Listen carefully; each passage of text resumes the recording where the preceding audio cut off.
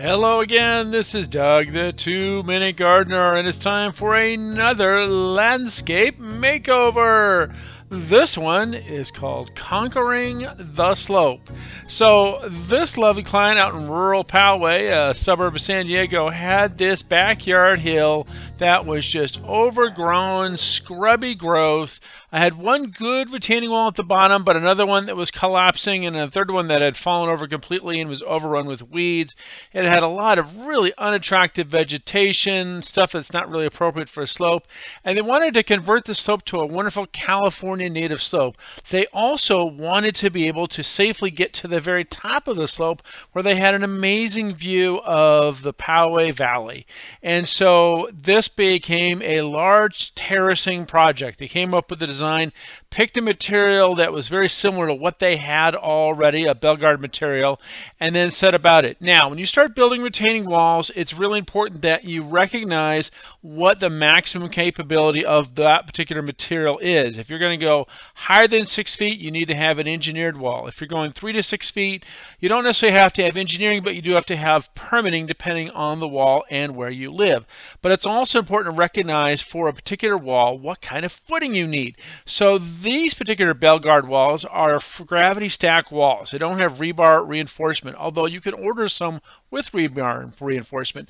But this one was, as you see, a gravity stack wall where we did a deep gravel footing base, and that was sufficient because of the nature of how these keystone blocks are engineered. So once we got about picking the material, then obviously we had to do a lot of clearing. We took about 20 tons of dirt off of this slope to terrace it. The other key thing with retaining walls in general, you want to have them 7 feet apart so that the footing has 7 feet of solid dirt in front of it to support it. So we designed a series of 7-foot spacings on these retaining walls. We decided that we were going to need 2 sets of additional retaining walls to terrace it halfway up the hill, and then we would just use stairs up the top. Another key thing when you are doing retaining walls is you have to do a French drain behind it, where you fill it with gravel, have some horizontal pipe, and then you have atrium pipes that lead the water to that. It's important so that the water pressure doesn't overwhelm the hill. Again, look at the specs as far as what size footing and what size French drain are best for the type of walls you're doing. So this project kind of went in series. You remove some dirt, build a wall, remove some dirt, build a wall.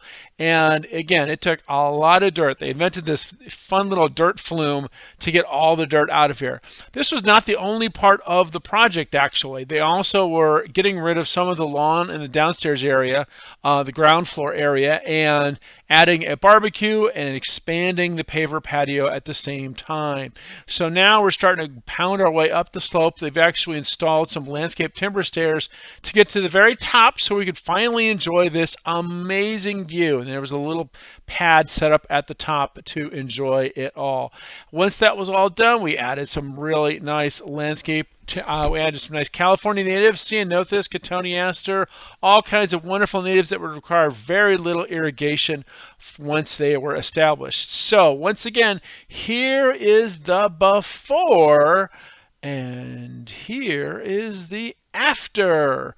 We have just about finished. We actually added a little baby wall at the very bottom to create some raised beds, and we're going to clean up those drains. On the 2 intermediate levels, you can do vegetation. They actually wanted to do decomposed granite to set up a lot of patio furniture to enjoy fireworks shows and other events they could now see over their house.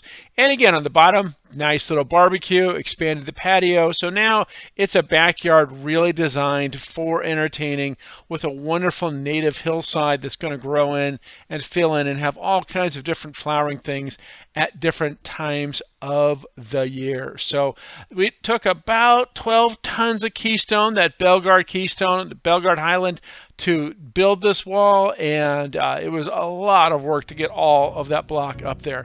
Well, that's all the time we have for today. This is Doug, the 2-Minute Gardener, saying thanks so much for watching, and if you enjoyed this video, make sure to hit that like button and subscribe to get more of my garden videos. Until next time, this is Doug, the 2-Minute Gardener, saying thanks for watching.